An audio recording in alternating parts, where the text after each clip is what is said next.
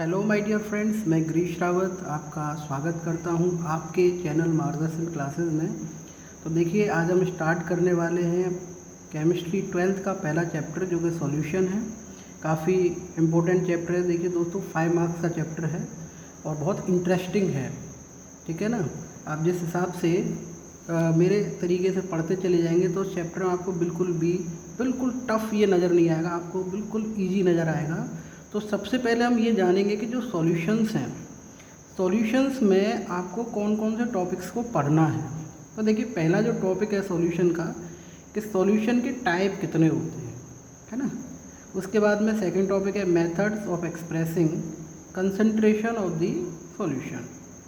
तीसरा टॉपिक है Henry law and it's applications and the fourth topic is vapour pressure Raoult's law.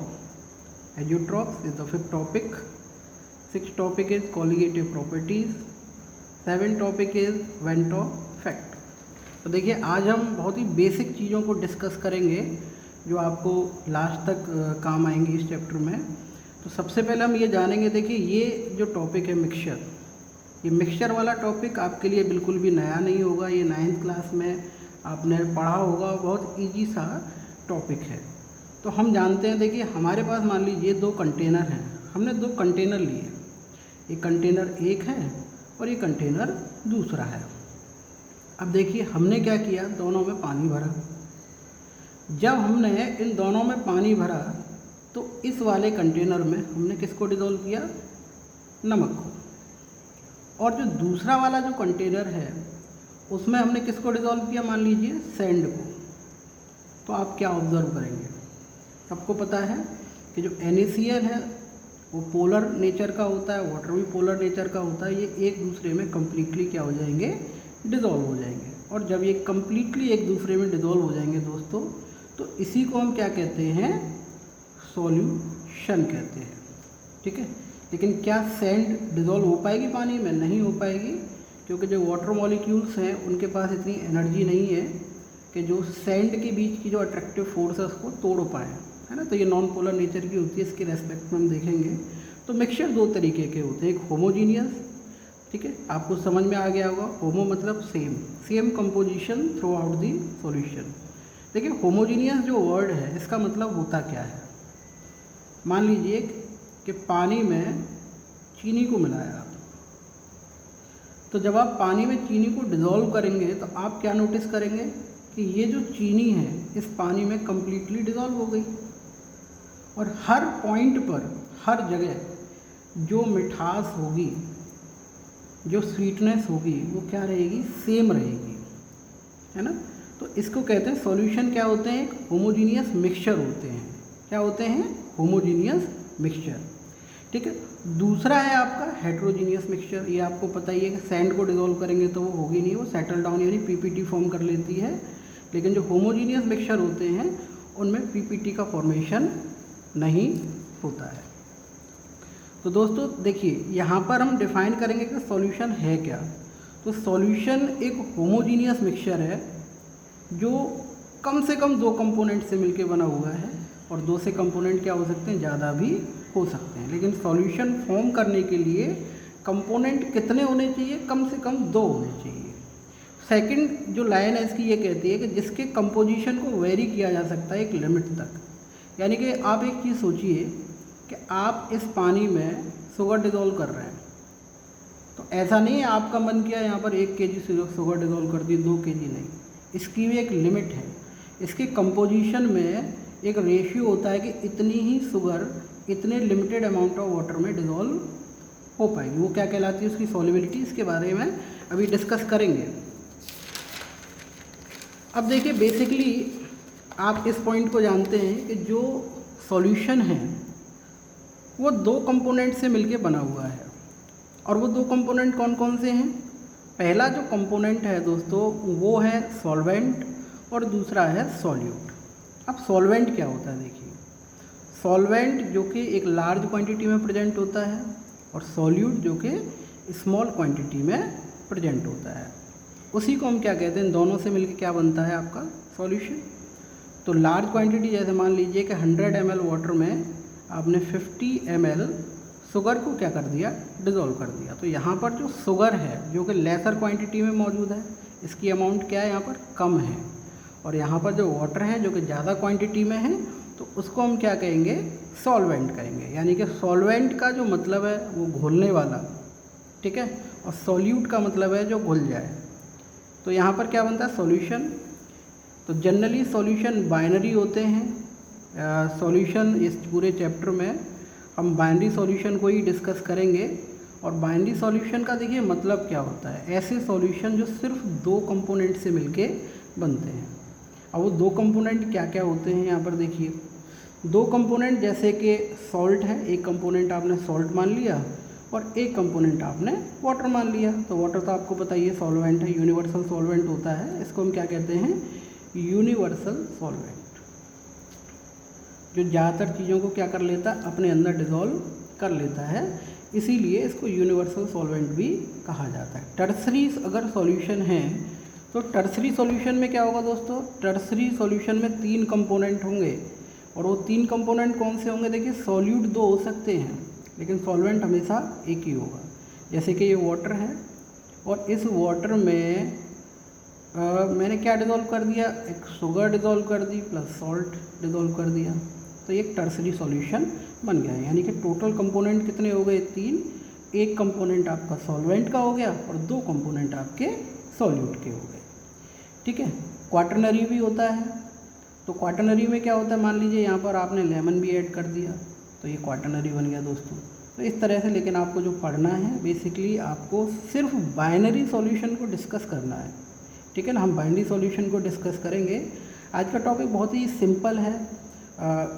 तो अब जो अगला जो टॉपिक है काफ़ी इम्पोर्टेंट है आपके बोर्ड के नज़रिए से अगर मैं बात करूं, और बहुत सारे स्टूडेंट्स क्या करते हैं, इसको स्किप कर देते हैं, है ना। लेकिन इसको स्किप नहीं करना है, इसको समझना है, क्योंकि इसमें से क्वेश्चन बनने के जो चांसेस हैं वो बहुत ज़्यादा हैं। आप इसको समझ लीजिए इस चीज़ को कि सॉल्यूशन कितने टाइप के हो सकते हैं।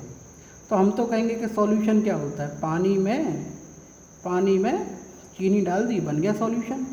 तो क्या सिर्फ एक ही टाइप के सॉल्यूशन होते हैं, नहीं, सॉल्यूशन एक टाइप के नहीं होते, सॉल्यूशन होते हैं 9 तरीके के। ये ज़रूरी नहीं है, इस चीज़ को आप समझ लें कि सॉल्वेंट वाटर ही होगा या सॉल्वेंट कोई लिक्विड ही होगा। याद रखें इस चीज़ को कि जिसकी फिजिकल प्रॉपर्टी चेंज हो जाए, जिसकी फिजिकल प्रॉपर्टी चेंज हो जाए उसको कहते हैं आप सॉल्यूट, और जो चेंज कर देता है उसको कहते हैं आप सॉल्वेंट। तो किस तरह से आपने देखा कि जब हमने इस पानी में शुगर को डिज़ोल्व किया, तो जब हम इस शुगर को डिज़ोल्व करेंगे तो क्या चीज़ नोटिस करेंगे कि जो शुगर की जो फिजिकल प्रॉपर्टी है वो चेंज हो गई। जब इसके अंदर ये चला गया, इसके गैप्स में ये फिट हो गया, तो आप देखिए क्या यहाँ पर ये सॉलिड है, नहीं। अब इसने किसका फॉर्म ले लिया, इस शुगर ने, अब इस शुगर ने लिक्विड का फॉर्म ले लिया है। तो फिजिकल प्रॉपर्टी किसकी चेंज हुई, यहाँ पर शुगर की चेंज हुई, है ना। तो ये तो सॉल्यूट होगा। जिस कंपोनेंट की फिजिकल प्रॉपर्टी चेंज हो जाती है वो हमेशा सॉल्यूट की तरह काम करेगा, और जो चेंज कर देता है उसकी फिजिकल प्रॉपर्टीज़ को, वो हमेशा किसकी तरह काम करेगा दोस्तों, सॉल्वेंट की तरह काम करेगा, ठीक है। तो इस तरह से हम जानेंगे, इसी चीज़ को ध्यान में रखते हुए हम ये जानेंगे कि सॉल्यूशन होते कितने टाइप के हैं। तो देखिए सॉल्यूशन 9 टाइप के होते हैं। अब किस हिसाब से होते हैं, देखिए सबसे पहले आता है आपका गैसियस सॉल्यूशन। गैसियस सॉल्यूशन में क्या होगा, देखिए गैसियस सॉल्यूशन है, अगर ये गैसियस सॉल्यूशन है तो एक चीज़ अपने दिमाग में रखिए कि इसमें सॉल्वेंट हमेशा क्या होगा, गैस होगा। अच्छा, तो अगर सॉल्वेंट गैस होगा तो सॉल्यूट क्या हो सकता है, सॉल्यूट बेटा देखो इसमें कुछ भी हो सकता है, आपका सॉलिड हो सकता है, लिक्विड हो सकता है और गैस हो सकता है। लेकिन अगर गैसियस सॉल्यूशन है तो एक चीज़ तो ये कंफर्म होती है कि इसमें जो सॉल्वेंट होगा वो हमेशा क्या होगा आपका, ठीक है ना, गैस होगा। तो हम कॉलम बना लेते हैं थोड़ा सा, काफ़ी इंपॉर्टेंट टॉपिक है। फिर मैं बता रहा हूँ 1 नंबर का क्वेश्चन यहाँ से आने के चांसेस हैं आपके बोर्ड में, ठीक है ना। तो इस पर ध्यान दीजिए, ऐसा नहीं है कि आप स्किप कर दें, वहाँ पर आपको फिर गलत हो जाएगा क्वेश्चन, 1 मार्कर क्वेश्चन आ जाते हैं यहाँ से। तो देखिए यहाँ पर सॉल्वेंट तो आपका गैस ही होगा, गैस, आप देखिए गैस और गैस, सॉल्यूट क्या हो सकता है, गैस और गैस। सॉल्यूशन बना आपका ऑक्सीजन डिजॉल्व इन नाइट्रोजन। चलिए ठीक है, तो ऑक्सीजन भी गैस है और नाइट्रोजन भी गैस है, दोनों का नेचर तो सेम है। लेकिन आप पूछेंगे सर इसको ऐसे लिख सकते हैं कि नाइट्रोजन डिजॉल्व इन ऑक्सीजन, क्या ये पॉसिबिलिटी है एटमॉस्फेयर में? नहीं। देखिए आप जानते हैं कि जो नाइट्रोजन है वो 79% है ना, 78 पॉइंट समथिंग, और ऑक्सीजन जो है वो 21% है। तो देखिए जिसकी क्वांटिटी कम है वो हमेशा सॉल्यूट ही होगा। अब यहाँ पर देखिए कम क्या है, ऑक्सीजन कम है और नाइट्रोजन की जो अमाउंट है वो क्या है, ज़्यादा है। तो ये चीज़ आपको क्लियर हो गई होगी। सेकंड थिंग, अगर यहाँ पर सॉल्यूट लिक्विड कर दिया जाए, आपने देखा होगा आप डीओ का यूज़ करते होंगे, शादी वादियों में जाते हैं तो वहाँ पे डीओ वगैरह यूज़ करते हैं, लेकिन वो डीओ कहाँ चला जाता है ना, आपने देखा होगा, आपने डीओ यहाँ पर स्प्रे किया तो डिफ्यूजन प्रोसेस के द्वारा वो क्या होगा, एयर के कांटेक्ट में आएगा और जगह जगह चला जाता है।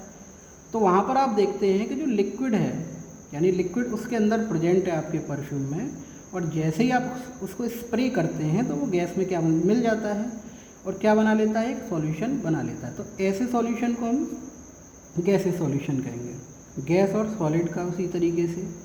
अब मान लीजिए कि आपके पास कैंपर है, कपूर है, देखा होगा आपने कपूर की गोलियां आपके घरों में होती हैं, नेफ्थलीन बॉल्स होती हैं। तो जब आप उनको बर्न करते हैं तो वो सीधे कहाँ पर चली जाती है, they directly converted into air, they goes to air. तो इसमें आपको पता ही है इस प्रोसेस को क्या कहते हैं, सब्लिमेशन प्रोसेस कहते हैं। इसमें जो सॉलिड है डायरेक्टली किस में चेंज हो रहा है, आपका गैस में कन्वर्ट हो पा रहा है। उसके बाद देखिए दोस्तों, जो दूसरे टाइप के जो सॉल्यूशंस हैं वो लिक्विड सॉल्यूशंस हैं। इट मींस जो सॉल्वेंट होगा, मैंने आपको पहले ही बताया था, वो लिक्विड हो जाएगा। यहाँ पर देखिए गैस और लिक्विड का किस तरह से सॉल्यूशन बनता है। तो एक कॉमन एग्जांपल है, सबने सॉफ्ट ड्रिंक पी होगी, कोल्ड ड्रिंक पी होगी, आपने देखा होगा कि जब आप बोतल को ओपन करते हैं तो उसमें आप क्या नोटिस करते हैं कि वहाँ से गैस निकलती है बाहर, है ना। तो हम क्या देखते हैं, वो कौन सी गैस होती है, CO2 गैस को हम क्या करते हैं, उस पर प्रेशर लगा के उसको डिज़ोल्व करते हैं किसमें, सॉफ्ट ड्रिंक में। अब क्यों करते हैं दोस्तों, क्या रीज़न है, ताकि ये जो सॉफ्ट ड्रिंक है वो ख़राब ना हो। ख़राब होने से बचाने के लिए CO2 को इसमें क्या किया जाता है, एक लिमिटेड अमाउंट को इसमें डिज़ोल्व किया जाता है। ठीक है, ये आगे काम आएगा आपका, बहुत इंपॉर्टेंट कंसेप्ट है। उसके बाद देखिए दोस्तों, लिक्विड और लिक्विड, यानी कि यहाँ पर दोनों के दोनों जो कंपोनेंट हैं वो लिक्विड हैं, यानी कि सॉल्वेंट भी लिक्विड है और सॉल्यूट भी लिक्विड है। हाँ, तो एल्कोहल एंड वाटर चलती है घरों में तो एल्कोहल आपने देखा होगा वाटर की क्वांटिटी ज़्यादा होती है और एल्कोहल की क्वांटिटी क्या होती है, कम होती है। तो इस तरह से ये भी एक सॉल्यूशन बनता है, एल्कोहल एंड वाटर। ऐसा नहीं है, एल्कोहल अगर ज़्यादा है तो एल्कोहल सॉल्वेंट की तरह भी काम कर सकता है, और वाटर अगर ज़्यादा है तो वाटर सॉल्वेंट की तरह काम करेगा। ये हमेशा नहीं होता है कि वाटर हमेशा ही सॉल्वेंट होगा, जिसकी क्वांटिटी ज़्यादा होगी, याद रखना, वो सॉल्वेंट की तरह काम करेगा। उसके बाद देखिए लिक्विड और सॉलिड, तो ये बहुत कॉमन एग्जांपल है। जैसे मान लीजिए पानी में, और पानी में आपने क्या डिज़ोल्व कर दिया दोस्तों, यहाँ पर नमक डिज़ोल्व कर दिया। तो नमक क्या है, नमक तो सॉलिड स्टेट में था, है ना, वो किस में डिज़ोल्व हो गया, वाटर में डिज़ोल्व हो गया। वाटर में डिज़ोल्व हो गया तो कैसा सॉल्यूशन बना, लिक्विड सॉलिड सॉल्यूशन। देखिए ये वाला जो पॉइंट है ना आपका, ये जो तीसरा वाला जो सॉलिड सॉल्यूशन, ये काफ़ी इंपॉर्टेंट है। यहाँ से आप ये समझ लीजिए कि क्वेश्चन आने के चांसेस बहुत ज़्यादा बनते हैं, है ना। क्वेश्चन कैसे आएगा कि कोई भी एक ऐसा एग्जाम्पल दीजिए सॉलिड गैस सॉल्यूशन का। तो सॉलिड गैस सॉल्यूशन का एग्जाम्पल क्या हो सकता है, देखिए यहाँ पर जो सॉल्वेंट है वो सॉलिड है और जो सॉल्यूट है वो क्या है दोस्तों, गैस है। तो ऐसे कैसे आप समझेंगे कि ऐसे कैसे हो जाएगा ये, लेकिन देखिए एक मिक्सचर बनता है, एक सॉल्यूशन बनता है, हाइड्रोजन गैस, ठीक है ना, और पैलेडियम जो कि एक कैटलिस्ट की तरह काम करता है, ये हम आगे पढ़ेंगे। पैलेडियम जो कि एक मेटल है, एक कैटलिस्ट की तरह ये काम करता है। तो इन दोनों का एक सॉल्यूशन बनता है। हाइड्रोजन गैस ईजिली इसके साथ में कंबाइन होकर क्या बना लेती है, एक सॉल्यूशन फॉर्म कर लेती है। उसके बाद देखिए दोस्तों, सॉलिड और लिक्विड, यानी कि सॉलिड आप जान सकते हैं कि सॉलिड क्या होगा और लिक्विड क्या होगा। तो देखिए थोड़ा सा इधर कर दीजिए कि सॉलिड क्या है। यहाँ पर देखिए जो सॉलिड है ये Na जो कि सोडियम है, ठीक है, और जो लिक्विड है जो कि मरकरी है। तो ये अमलगम कहते हैं दोनों के मिक्सचर को दोस्तों, अमलगम, यानी कि Na और Mg। इसको आप इंटरचेंज कर दें थोड़ा सा, क्योंकि यहाँ पर ये सॉल्वेंट है और ये सॉल्यूट है। उसी तरीके से आप देखते हैं कि सॉलिड और सॉलिड, सॉलिड और सॉलिड, ये तो आप जनरली देखते हैं कि जो गोल्ड मिलता है, गोल्ड की जो यूनिट होती है वो कैरेट होती है ना। और गोल्ड जो प्योरेस्ट फॉर्म में जब होता है तो वो 24 कैरेट का होता है। कितने कैरेट का? 24 कैरेट का। लेकिन क्या ये यूजेबल होता है? नहीं, ये यूजेबल नहीं होता है। क्यों? ये बहुत ही ज़्यादा कैसा होता है? सॉफ्ट होता है। तो आप इसको क्या नहीं कर सकते? यूज़ नहीं कर सकते हैं। तो फिर इसको यूजेबल बनाने के लिए हम क्या करेंगे? हम इसमें या तो कॉपर मिलाएंगे या सिल्वर ऐड करेंगे, कॉपर या सिल्वर। तो देखिए कॉपर और सिल्वर ही क्यों मिलाएंगे? एक क्वेश्चन अराइज होता है कि सर ये बताइए कॉपर और सिल्वर ही क्यों मिलाएंगे, कुछ और क्यों नहीं इसमें ऐड कर सकते हैं?